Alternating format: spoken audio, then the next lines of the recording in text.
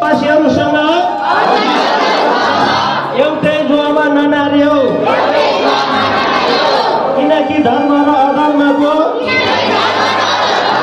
के साझादारी हुन्छ अथवा अँध्यारोसँग उज्यालोको के सहभागिता, देशको बेनियालसँग के सरकार वा विश्वास गर्नेको विश्वास नगर्नेसित के समानता, मूर्तिहरूसँग परमेश्वरको मन्दिरको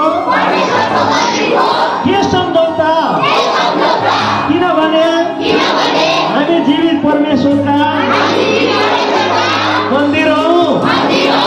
जसरी परमेश्वरले भन्नुभएको छ, तिनीहरूमा बास गर्नेछु र तिनीहरूका बीचमा हिँडडुल गर्नेछु र म तिनीहरूका परमेश्वर हुनेछु अनि तिनीहरू मेरा प्रजा हुनेछन्।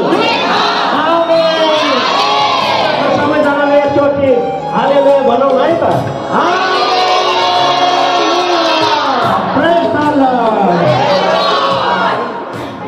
सबैलाई